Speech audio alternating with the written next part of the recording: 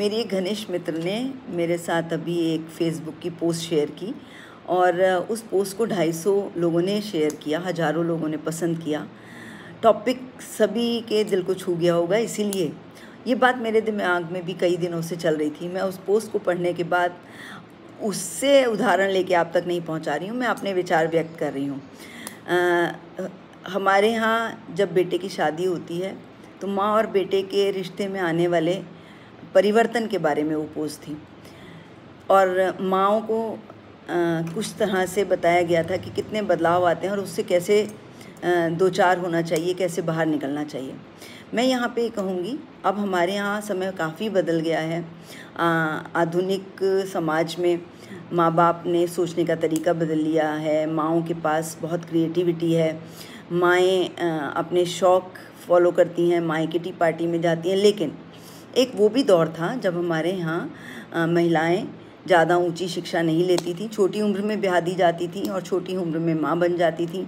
समाज का ताना बाना कुछ ऐसा था कि हस्बैंड वाइफ में शारीरिक संबंध होने के बाद भी बच्चे उनके पैदा होते थे, लेकिन माँ बाप के सामने साथ में बैठना, एक दूसरे को नाम लेकर बुलाना या फिर ज़्यादा समय एक साथ काटना उस समय संभव नहीं हुआ करता था।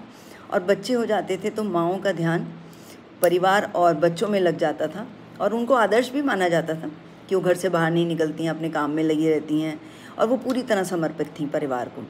और इसके चलते जैसे कि हर महिला को एक संबल की ज़रूरत होती है।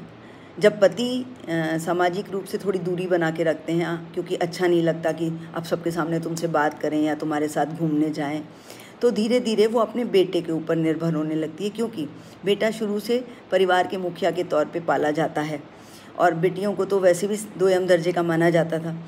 तो बेटियां पराया धन होती हैं, ये सोच के माँओं का रुझान या माँओं का जो निर्भरता थी वो पति से ज़्यादा बेटों पे होने लगी थी। और उसी के चलते जब बेटे की शादी हुई और एक थोड़ी सी दूरी बनी तो माएँ थोड़ा टूट गईं, क्योंकि उन्होंने घर से बाहर की दुनिया नहीं देखी, पति से वो वाला सहारा नहीं मिला।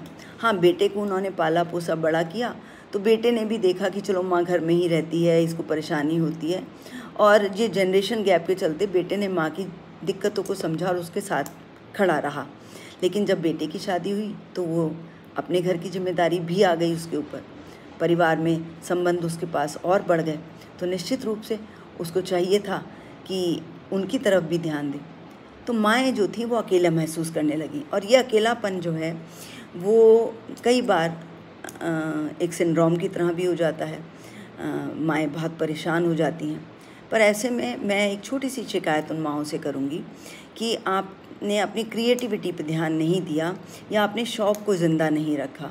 आप किसी भी तरह की शौक़ के लिए ज़रूरी नहीं है कि आप बाहर जाएं, संगीत सीखें, डांस सीखें, ये करें वो करें, नहीं। हर एक के पास कोई एक कला होती है, उसी के ऊपर और ज़्यादा ध्यान देने से, उसी को निखारने से आप शायद उस अकेलेपन से बच सकती हैं जो आपको बेटे के जाने के बाद हुआ।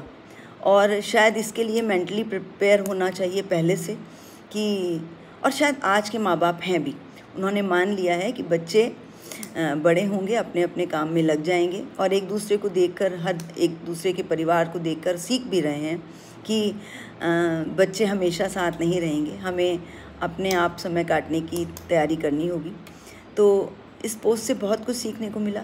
जिन्होंने लिखा मैं उनको भी बधाई देती हूँ, लेकिन हाँ ये कहूँगी, माएँ अपने शौक़ को ज़िंदा रखें और पहले से तैयार रहें कि चीज़ें बदल जाएंगी।